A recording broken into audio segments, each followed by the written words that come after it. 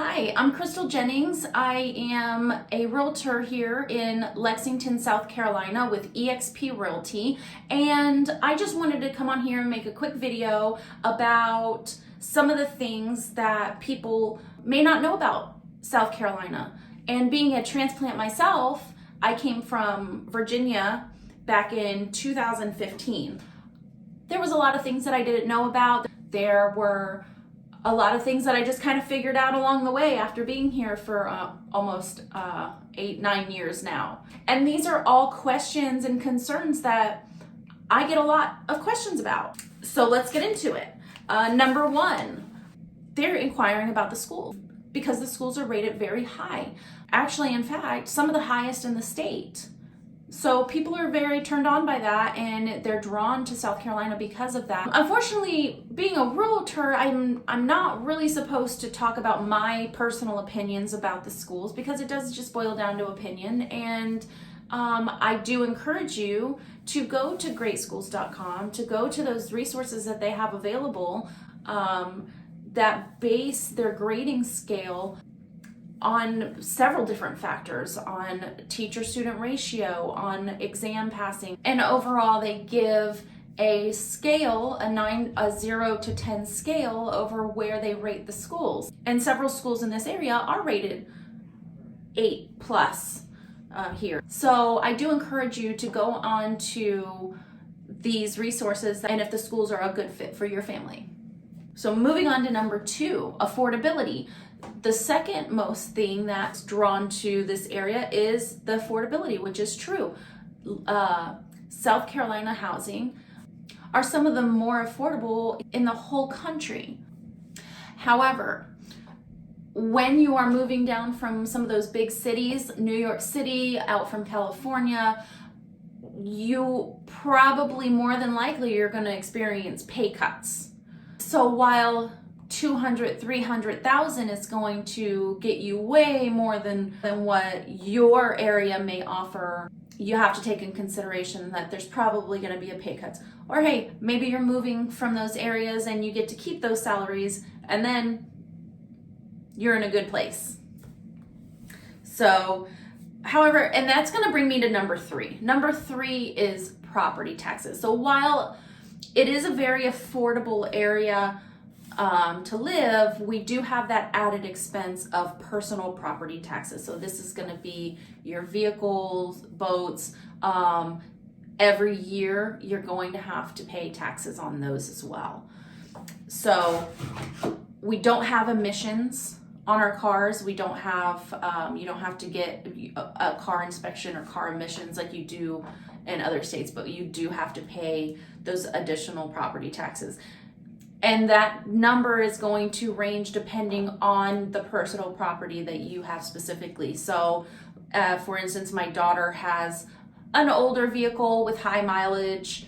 She pays $50 or $60 a year to keep her vehicle registered and keep her taxes paid.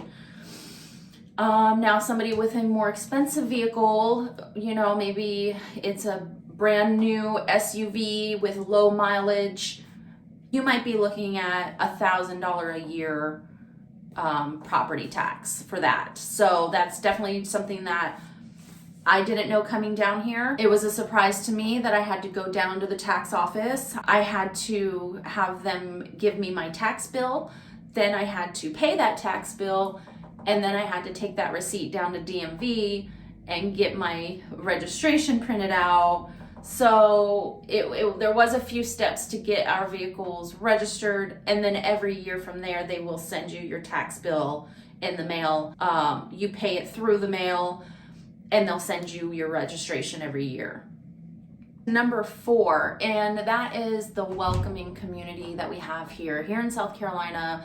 They are big on creating that sense of family amongst each other. And just, you can be in the grocery store and chat with the person behind you, and next thing you know, you're invited to their barbecue next weekend.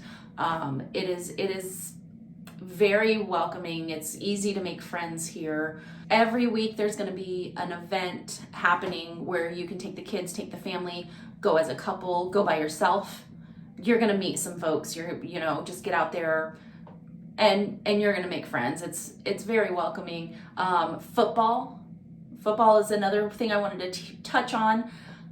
So where I'm from in Virginia, NFL is a big deal. College football, not so much.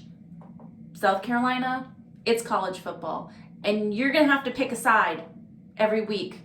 It's the Gamecocks or the Tigers, because it's split down the middle. Maybe a few more on the Columbia side because we are right here at Columbia, but there's no shortage of Clemson fans, and it's just fun. It's not a hostile environment. We all just get together. I can't tell you how many gatherings I've had where it was half Clemson and half Carolina, and it was just a good time because it's just back and forth. But I love the competitiveness, and I have not picked a side. I'm on the side of the majority of who I'm with. So if you're rooting for Clemson, well, so am I.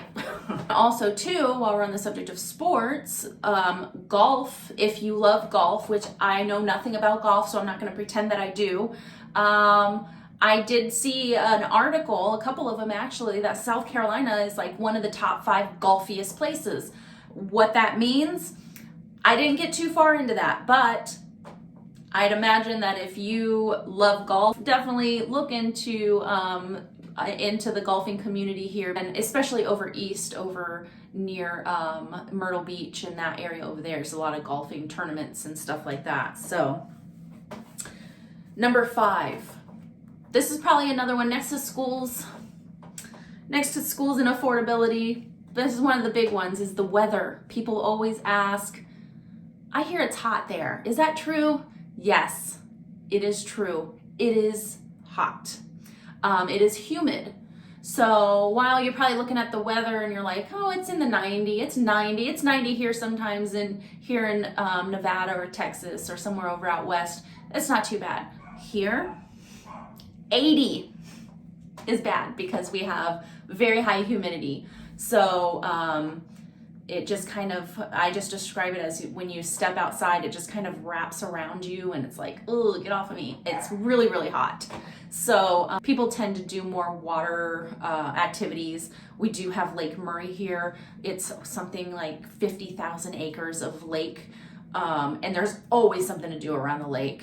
There's people's lifestyle is the lake around here. So big lake life here in Columbia area, Lake Murray area. We're also only 2 to 3 hours from the beaches, from the West Coast. So if you wanted to take a day trip, sometimes we'll just take a day trip. Most of the times if we go, we'll get a night at a hotel, stay the night, go to the beach all day, eat some food, play some mini golf, come home the next day.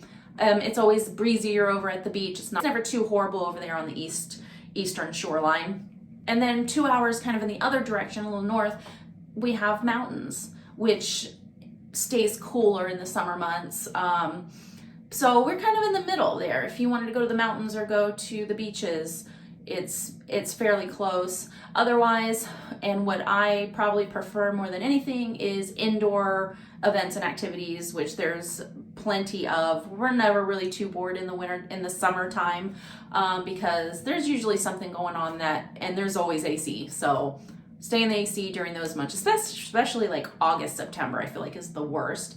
And I don't know if it's because it is actually hotter or if I'm just ready for summer to be over. However, winter time though is very mild. Right now it's February. I have this sweater on, but I was actually pretty warm in it today.